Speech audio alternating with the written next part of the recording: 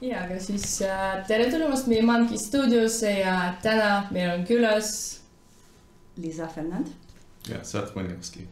Ja nad on USA saadikud ja täna meil on siis podcast raamatute kohta, ehk siis see aasta on Eestis raamatu aasta. Aga alustame siis selle küsimust, et millised raamatud olite lapsepõlves lugenud? No, kõigepealt aitäh kutsumast. Mu lapsepõlv oli täis erinevaid lugemiselemusi. Enamik meelde jäävad raamatud olid kõigepealt ajalooline fiktsioon, sest kasvasin üles selles piirkonnas Ameerika kirdeosas, kus toimusid need ajaloolised sündmused, revolutsiooniline sõjalahingud, elas ka seal põhielanike rahvas ja siis on väga huvitav sisu raamatutegevus minu arvates. No ja, mul oli rohkem sellist seiklusraamatut näiteks, et mulle väga meeldisid need Naksid trallid. Enda raaduma. Ja see Sipsik, see täiesti meie klassika. Ja üks mulle meeldivas oli see Väike prints. Väike prints, ja. Ja see tundub, see on maailmakuulus. Ja maailmakuulus. Aga huvitav see, et see pole nagu täiesti lastele raamat, vaid ka juba täiskasvanute inimestele. Siis seal on väga palju nagu sellist mõtteid. Ja. Ja siis arutuseks, et kas te arvate, on olemas mingi häid film, mis põhineb raamatutel? Ja, muidugi. Isegi liiga palju. The Hobbit, eesti keeles Kavik. Kavik, Pride and Prejudice, eesti keeles Uhkus ja elarvarmus, ma arvan, ja? Elarvarmus. Ja, To Kill a Mockingbird, eesti keeles Tappa laulurastast. Ja Lord of the Flies, eesti keeles Karbeste jumal. On mõned näited suurepärased raamatutest, millest on tehtud suurepärased filmid. Ma proovin alati lugeda raamatut enne filmi vaatamist, aga see ei ole iga kord võimalik. Näiteks Kevade, Viimane relikva ja Tõde ja õigus on uskamatud filmi, mida vaatasin eesti keeles tunnis, kuid raamatuid pole ma veel lugenud, aga ma tahan veel. Nii, ja. See Oskar Lutsu Kevad on väga huvitav raamat. Me olime seda koolis lugenud ja ka seda vana filmi vaadanud. Ja et siis päris huvitav, et siis nagu sa saad rohkem aru, et kuidas sinu noored, kes on sama vanus nagu sina, kuidas nad käituvad ja kõik see. Aga võib-olla probleem võib-olla, et kui sa loed raamatut ja sa mõtled võib-olla, et mõni tegelane võib-olla, sa mõtled, et ta on mingi blondid. Ja. Aga siis pärast filmis täiesti erinev välimus. Ja see on natuke raske. Ja, ma olen nõus. Ja. Aga kuidas te arvate, millist raamatust tuleks teie arvatest filmi teha? Samuti jah. Need on palju. Aga ma olen vahel haritunud, kuna mul on oma enda mõtted pärast lugemist. Mõnikord pärast lugemist ma elan minu oma enda maailmas, oma ideedega kaua aega.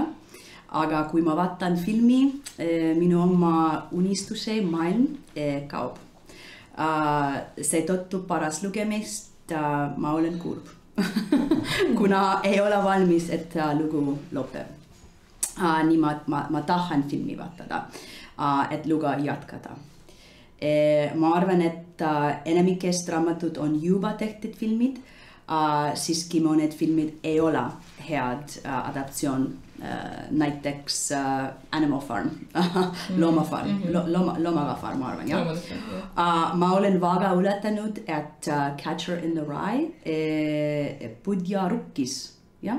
Ja, pole filmi tehtud, veel. Tõesti, polnud. Ja ma arvan, et ei ole. Ja ma ei suuda oodata kuni Justin Petrionis minu Eesti saab filmiks. Ja. Ja, see on kõik. Ja. Mina näiteks tahaks, et kas on seda Väike Printsi film olemas? Mina ei vaadanud. Ma arvan, et ei ole. No, ma tahaks, et see oleks film, siis ikka päris hea raamat. Ja. Et võib väga palju sealt võtta nagu neid mõtteid. Ma arvan, et on YouTube video Väike Prints, aga ma arvan, et ei ole filmi. Päris film, ja. Kaks film. Ja, aga siis kuidas kommenteeriksite lugemiskultuuri USA-s? No see on väga huvitav küsimus. Mu tuttavate hulgas on tegelikult palju raamatusõpru ja USA's on selline raamatuklubi kultuur, kus näiteks iga kuu inimesed loevad sama raamatut ja siis pärast nad kogunevad, et seda arutada. Aga lugemiseks on erinevad põhjused. Mina ise loen rohkem õppimiseks. Seega loen rohkem mitte ilukirjanduslikke raamatuid. See on natuke imelik, ma tean, aga mulle meeldib, et see tundub produktiivne. Ja siis meelelahutuse raames ma vaatan rohkem filme või kuulan podcaste, aga tean, et on ka inimesi, kes teevad seda just vastupidi. See on kõik.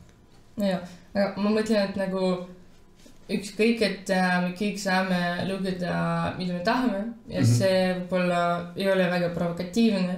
Aga kui me tahame mingi ajaloolist raamatut lugeda, siis lugeme ja siis mingi teist raamatut ja miks mitte. Ja, et praeguseks ei ole see nagu probleem meie maailmas. Aga siis millest rolli mängivad teie arvates raamatud rahvuse kultuurilise identiteedi kujundamisel? Nii, raamatud mängivad olulist rolli kultuuri kujunemisel, hoides elus ajalugu, väärtuseid ja traditsiooni.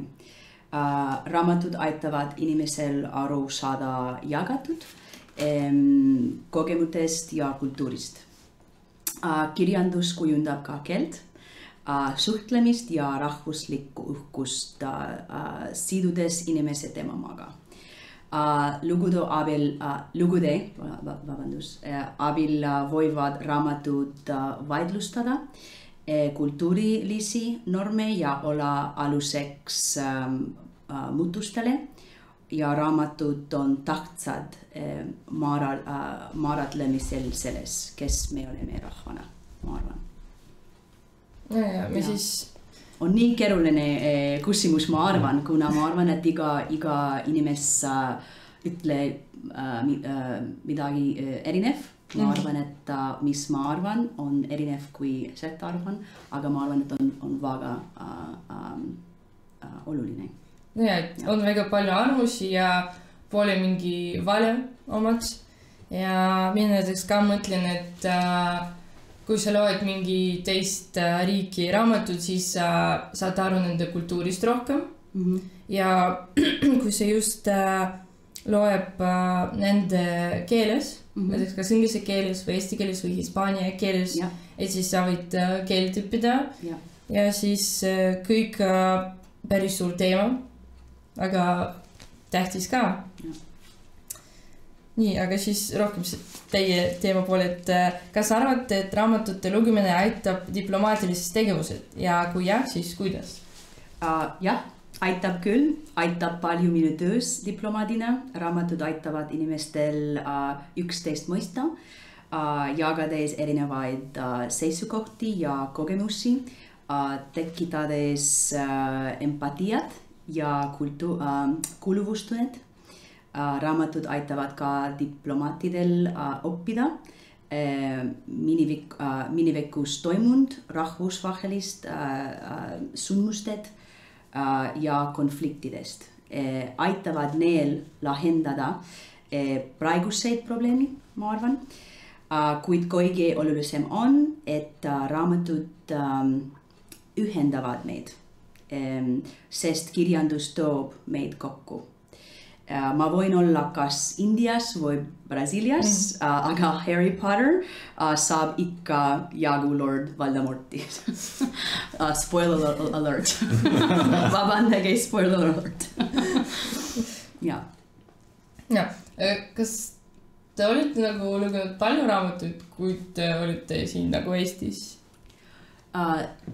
Ei ole nii palju. Ja, ei ole nii palju, aga ma arvan, et ma tahan rohkem, aga praegu ei ole nii palju aega. Did I understand the question? Vabandage. Yes. Ja, okei.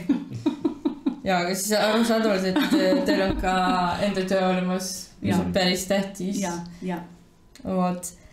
Aga siis selline küsimus, mis minu arvates on praegu aktuaalne. Kas arvate, et paberraamatu kultuur sureb välja ja alles jäävad vaid digiraamatud? Arvan küll. Ma ei tea, kas see vastus on natuke vastuoluline, aga vaadates, kuidas see on muutunud nii palju minu elu jooksul. Nüüd on palju inimesi, kes loevad näiteks oma tabletis või kuulavad audioraamatuid ja siis mulle ise meeldib aeg-ajalt lugeda paberraamatuid loomulikult, aga vist edaspidi võib-olla need jäävad muuseumidesse. Ma ei tea, sama küsimus. Ja, no võib-olla, sest kui sul on mingi tablet olemas või podcastid, siis see on mugavam, siis ei ole vaja raamatut osta või raamatukogus käia, ehk siis see ikka mugavam ja tegelikult ma mõtlen ka, et see hakkab natuke surma välja. No mõnedele ikka meeldib paber nagu lugeda ja siis selline lõhn, teate, lehekülgede lõhn. Ja, aga siis ikka praegu nagu mugavam on siis, kui on mingi digioma või nagu podcasti kuulama. Nagu kui sa päevitad või teed mingi tööd, siis sa kuulad ja ikka saad aru. Vot, aga selline küsimus ka, et millised kirjanduse teemad on teile kõige lähedasemad ja miks? Jah, kuna ma olen õppinud Ladina-Ameerika kirjandust ülikoolis, minu vastus on katlemata seotud selle maagilise realismiga. Mind huvitavad väga need reaalsuse põhinevad teemad, mida kirjanikud võivad mõelda välja. Nagu loodus, loomad, maagia. Mulle meeldivad kõik need teemad, aga siin? No, mulle rohkem sellist nagu fantaasia seikluse teemad, siis mulle väga meeldib seikleda. Ja ka, et see mingi fantaasia maailm, et vot nagu seal on tavaline elu, igav, aga siis kui sa loed seda Hobbiti oma käevik, siis enda maailm, enda keel ja siis kuidas Tolkien seda välja mõis, väga huvitav ja Harry Potter, klassika, see nagu ja lähedased sellist põhjusel võib olla, et ikka see on fantaasia, aga seal on mingi realistlikud asjad nagu kool. See on võlurite kool nagu, aga Harry Potter ikka käib koolis. Vot, et ja.